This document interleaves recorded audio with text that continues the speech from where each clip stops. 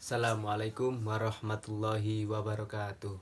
Perkenalkan, nama saya Muhammad Hanif Sulaiman dari Fakultas Ilmu Tarbiyah dan Keguruan Prodi Pendidikan Guru Madrasah Ibtidaiyah dari kelas D dengan NIM 210103110148. Interaksi individu dan masyarakat, integrasi dan disintegrasi. Yang pertama, bentuk integrasi individu dan masyarakat. Individu dalam hal ini merupakan konsep sosiologi sehingga tidak boleh diartikan sama dengan konsep sosial yang ingin digunakan sehari-hari. Sebab dalam kehidupan sehari-hari, konsep individu menunjukkan pada orang pribadi tertentu. Dalam pengertian sosiologi, individu adalah subjek yang melakukan sesuatu. Subjek yang mempunyai pikiran, subjek yang mempunyai kehendak, subjek yang mempunyai kebebasan, subjek yang memberikan mani pada sesuatu yang mampu menilai tindakan dan hasil tindakan sendiri. Singkatnya, individu ialah subjek yang bertindak aktor. Bentuk-bentuk integrasi sosial. Terdapat 3 bentuk dalam interaksi sosial. Yang pertama, integrasi normatif. Integrasi normatif dapat diartikan sebagai bentuk integrasi yang terjadi akibat adanya norma-norma yang berlaku di masyarakat. Hal ini, norma merupakan suatu hal yang mampu mempersatukan masyarakat. Misalnya, bangsa Indonesia dipersatukan oleh prinsip Bhinneka Tunggal Ika, di mana Bhinneka Tunggal Ika itu sendiri menjadi sebuah norma yang berfungsi mengintegrasikan perbedaan yang terdapat di masyarakat. Dan yang kedua, integrasi fungsional. Integrasi ini terbentuk karena adanya fungsi tertentu dalam masyarakat. Sesuatu integrasi dapat terbentuk dengan mengedepankan fungsi dari masing-masing pihak yang ada pada suatu masyarakat.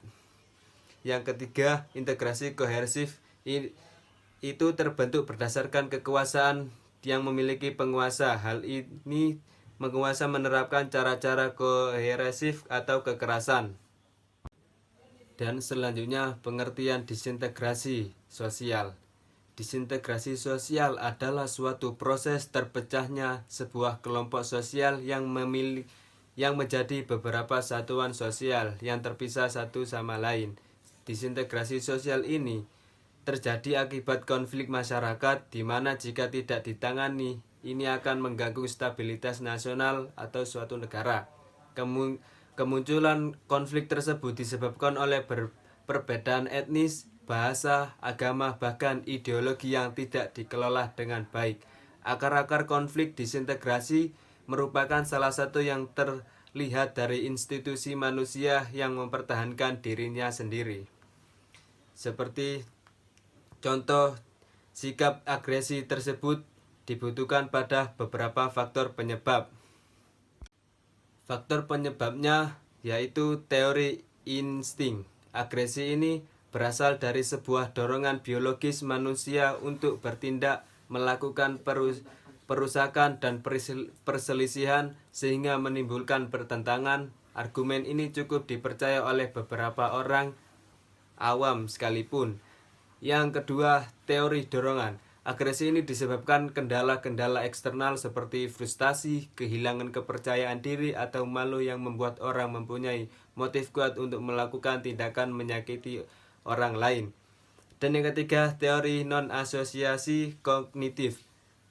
Agresi ini berasal dari reaksi negatif dari pengalaman, ingatan, dan tindakan yang tidak memuaskan. Menurut Berkowitz, jika mengalami perasaan yang tidak memuaskan, orang lain cenderung melakukan tindakan agresif atau melarikan diri dari keadaan yang tidak memuaskan. Dan yang terakhir, teori pembelajaran sosial. Agresi ini terbentuk karena pembelajaran dari lingkungan sekitarnya, menempuh pengalaman langsung serta mengamati perilaku orang lain. Albrecht Bandura mengatakan bahwa agresi itu dipengaruhi oleh beberapa faktor. Salah satunya pengalaman masa lalunya, penguat serta hukum terhadap agresinya.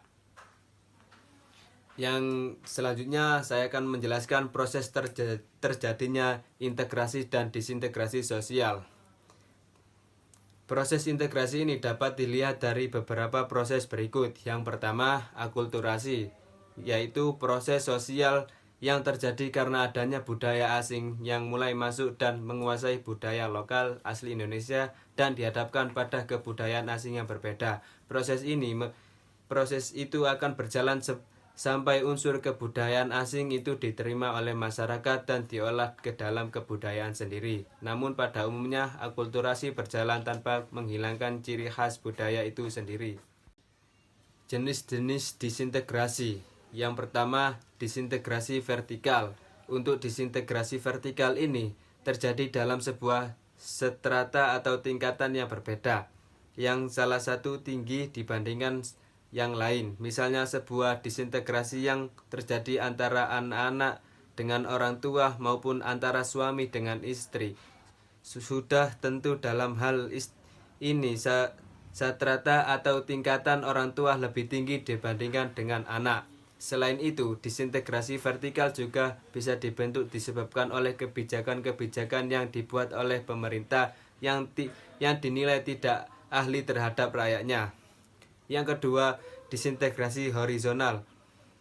Jika sebelumnya disintegrasi vertikal disebabkan karena perbedaan strata atau tingkatan, maka untuk disintegrasi horizontal ini terjadi pada masyarakat yang memiliki strata yang sama. Maksudnya, masyarakat mengalami konflik yang tersebut sama-sama memiliki kedudukan dan tidak ada lebih tinggi ataupun lebih menonjol.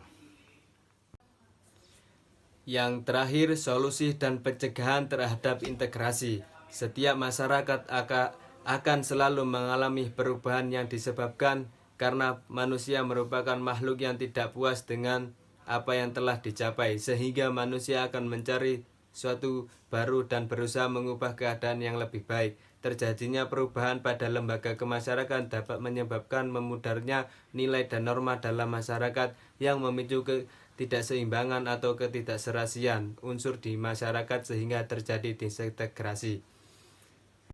Sekian materi yang saya sampaikan, kurang lebihnya mohon maaf. Akhirul kalam, assalamualaikum warahmatullahi wabarakatuh.